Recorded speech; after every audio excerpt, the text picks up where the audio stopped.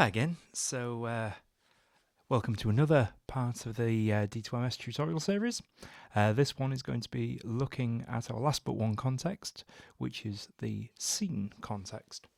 I think we've kind of alluded to it before when we were looking at the conductor trig, but we didn't really touch on what it was. So, kind of building on from the last video where we were talking about how we could use mute trigs to kind of mute layers and reveal things that are kind of happening underneath to bring dynamics in now. The scene trig kind of builds on that much in the same way as the pattern trig kind of builds on the AB trig. So where the pattern trig lets you kind of have 16 versions of different note lanes be revealed, the scene trig lets you have up to 16 different scenes that are 16 different kind of collections of what's going on within each of the inputs and layers. So it lets us kind of mute and unmute quite complicated setups by slowly revealing layers over time by muting and unmuting them. So I've just done a bit of prep work to kind of get things moving along, because otherwise it could be quite a long video. So I've created kind of 3 different scenes up here, and you can create a new scene just by pressing into an empty slot, and that will unmute it and also bring you to that one. So I'll begin working on it. If you want to take that one out, you've got a little mute button here that you can use to kind of remove that one from the selection. So 1 is always going to be active when you come into it, and I've added 2 extra ones. Now, basically, just to sort of show you what's going on behind the scenes, sort of speak, in our input 1, layer 1, I've got this riff machine.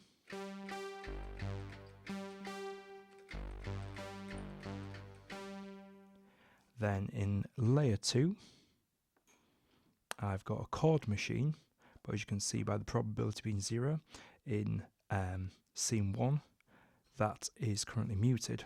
However, if I move over to scene 2, that one is unmuted. So basically that chord will get revealed in the second scene. And in our third scene, I have got, if we go all the way to layer 5, I've got fixed machines that are basically going to bring in a drum kit on all of the surfaces when we reach scene 3. So we'll just move back to scene 1. So I've also set up a conductor trig on my rim shot of my floor tom, and within the conductor trig I have turned on scene. At the minute I'm only working in moving forward scenes, so I'm not moving patterns and I'm not moving patches, I'm just moving scenes. And I've also, just as a quality of life thing, added a reset, like what we talked about in a couple of videos ago, and I've pointed that at the note lanes and basically applied it to all the note lanes. So all that means is that when I hit my conductor trig, it's also going to bring us back to sort of the first step of the pattern, regardless as to where we are when we start playing.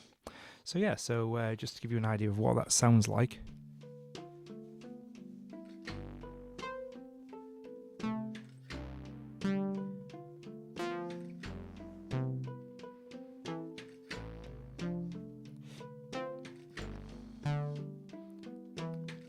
So you can see we're in scene 1.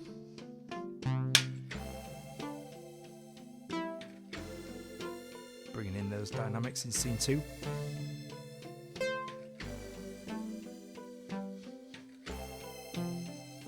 And we're ready for bringing in the drums.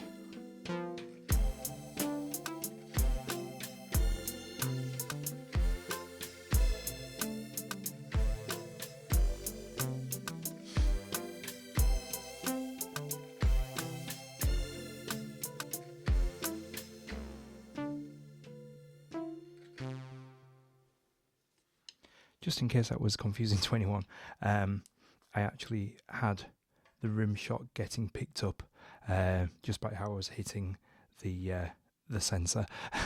So normally that would require a rim trigger, not a head trigger. They're set up to different inputs.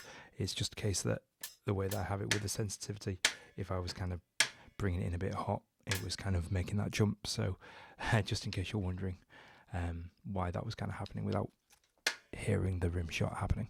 But yeah, so I hope that helps. Not a particularly long video, but hopefully get you on your way with your scene context. So we'll see you in the next video. Thank you. Bye.